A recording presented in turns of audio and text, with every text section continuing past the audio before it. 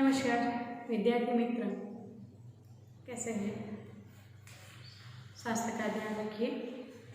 आइए विद्यार्थी मित्र, आज हम कुछ शेर अंदाज माहौल हो रहा है और शेरो शायरी का मन हो रहा है, इसलिए आपके अभ्यासक्रम के अनुसंधान 17वां पाठ है गजल, जो विजय तिवारी जी ने लिखा। देखिए विद्यार्थी मित्र, गजल का नाम पढ़ा तो आपके चेहरे पर मुस्कान आ जाती है, तो लेकिन यह गजल कुछ आपको सिखाने का प्रयत्न करेंगे। मैं जानती हूँ कि आपको बहुत बड़ी कथाएं सुनना अच्छा नहीं लगता, लेकिन आपके अभ्यास के तौर पर आपको सीखना जरूरी। तो आइए, मस्त ठंडे का माहौल है, कुछ शेरो शायरी कर लेते हैं जो आपके जीवन के सिद्धांत पर आधारित रखती है। तो विजय तिवारी जी का जन्म सन 1963। विजय तिवारी का जन्म गुजरात के अहमदाबाद 1963 में हुआ था। उन्होंने गुजरात विश्वविद्यालय से अनुस्नातक की तथा बीएड की उपाधि प्राप्त की और अध्यापन कार्य से जुड़ गए। अपने अध्यापन काल से ही इन्हें लेखन का शौक था। वे मूलतः कवि तथा गजलकार हैं। अनेक पत्र पत्रिकाओं में इनकी रचनाएं प्रकाशित हैं। निर्जल, फल खाए सहर, देखिए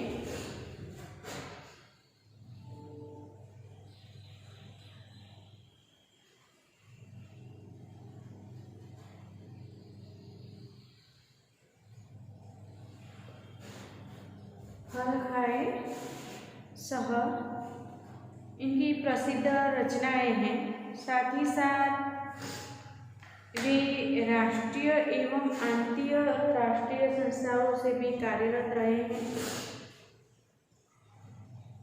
जिनमें कविवर मैथिली शरण गुप्त सम्मान, साहित्य शिरोमणि, ध्यान में रखना, साहित्य श्री सम्मान आदि प्रमुख हैं। इनके द्वारा संपादित धरा से गगन तक संभवतः विश्व का सर्वप्रथम अंतर्राष्ट्रीय हिंदी काव्य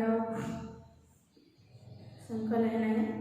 प्रस्तुत गजल फल खाए सहर से सजर से उद्घाटित हुआ है। जीवन की कुछ विषम परिस्थितियों से जूझते हुए कवि ने अपनी पहचान बनाने के लिए संघर्षरत है। उनके लिए मौत से दो हाथ करने को तैयार है। इस परिस्थिति में पाठक की संघर्षरत कहानियाँ जीतने की प्रेरणा दी गई है। तो विद्यार्थी मित्र, यहाँ गजल के तौर पर फल खाए सहर से उन्होंने कुछ गजल के शेर यहाँ रखे हैं। उन्होंने हमें समझाने का प्रयत्न किया है कि जीवन की कुछ ऐसी परेशानियां हैं, परिस्थितियां हैं, जो इसमें भी कवि ने अपनी पहचान बनाने का प्रयत्न किया है। इनके लिए मौत से दो हाथ करना, मौत से दो हाथ करना मतलब देखिए सैनिक का जीवन कैसा होता है, हमेशा संघर्ष से भरा। वे सुबह उठते हैं तो पता नहीं रात में सो पाएंगे या नहीं, रात को जगते हैं तो फिर सुबह उठ पाएंगे या नहीं। ऐसी संघर्ष से भरी हुई जिंदगी, लेकिन वह मौत से भी दो हाथ आगे चलकर अपना पूरा जीवन देश, समाज, कुटुंब को समर्पित कर देते हैं। तो उन्हीं के आधार पर लेखक ने, कवि ने, गजलकार ने हमें यह समझाने का प्रयत्न किया है कि हमेशा संघर्ष से भरा जीवन है, आलस नहीं, आलस से जीवता मानसनी कबर છે। એટલે गजलकार ने बहुत खूबी हमें समझाने का प्रयत्न किया है कि हमेशा अपनी पहचान बना, संघर्ष में भी अपनी पहचान बनाने का प्रयत्न कीजिए।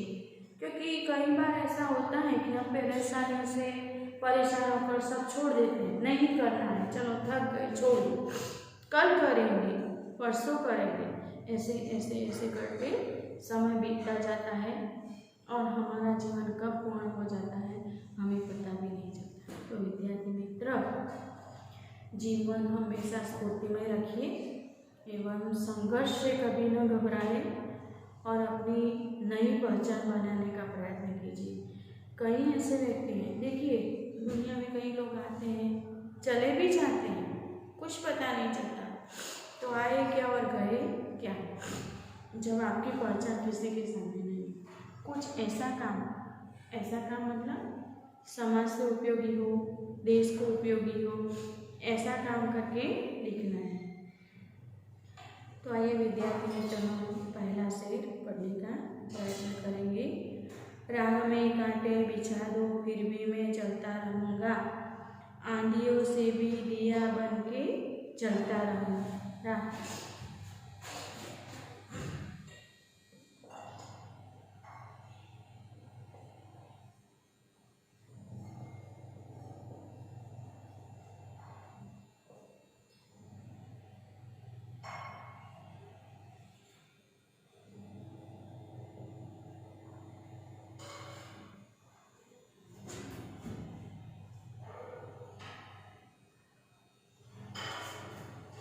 तो देखिए विद्यार्थी मित्रों,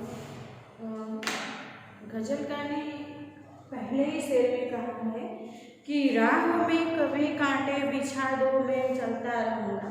मेरी राह में चाहे तुम कितने भी कांटे बिछा दो लेकिन मैं चलता रहूँगा, आंधियों से भी मैं दिया बन के चलता रहूँगा। आंधी आए तूफान आए, राह में कांटे बिछा दो फिर भी मैं चलता रहूँगा। तो विद्यार्थी मित्र, यहाँ के गजलकार ने हमें बखूबी समझाने का प्रयत्न किया है कि कुछ ऐसी परेशानियाँ होती हैं, कहीं लोगों की सफलताओं से जलते हैं, लेकिन जलते रहने दो, आपको संघर्ष नहीं छोड़ना है। इनसे डर कर बैठ जाओगे, कांटे आएंगे, पाँव में चुभेंगे, दर्द होगा, मतलब कि ऐसा होता नहीं, लेकिन कुछ ऐसे लोग होते हैं बार बार हमें परेशान करने का प्रयत्न करते हैं, लेकिन वह उनकी सोच है, उनकी ऐसी गंदी सोच है, तो उनका काम कर दे, लेकिन हमें अपना काम नहीं छोड़ना है और हरदम परेशानियों से जूझते रहता है। लेकिन गजलकार ने बखूबी कहा है कि राह में चाहे कांटे बिछा दो फिर भी मैं चलता रहूँगा। राह में कितने कांटे बिछा दो, कितनी परेशानियां डाल दो, लेकिन मैं चलना नहीं छोड़। अगर रुक गए एक बार तो रुक गए, फिर बढ़ने का प्रयत्न नहीं कर सकते, लेकिन चलते रहो। कहने का मतलब है कि आप इम्तिहान आ रहे हैं, ठंडी का मौसम है, चलो सोते रहेंगे, ठंडी में उठने का मन नहीं हो रहा है, नहीं। अगर आलस से एक बार जीवन में पैदा हो गई तो बार बार हम आलस ही करते रहेंगे। इसीलिए विद्यार्थी मित्र, हमेशा चलते रहो, आंधियों में भी दिया बन के मैं चलता रहूँ। आंधी आए तूफान, यहाँ गजलकार ने परेशानी की बात नहीं, चाहे कुछ भी परेशानी आ जाए, आंधी आ जाए, तूफान आ जाए, ठंडी आ जाए, उठना नहीं है, परेशान हो रहे हैं, नहीं, ऐसे नहीं करना है। यहाँ गजलकार ने समझाने से हमें निर्देश किया है कि आंधी आए चाहे तूफान आए, लेकिन मैं दिया बनकर जलता रहूँगा।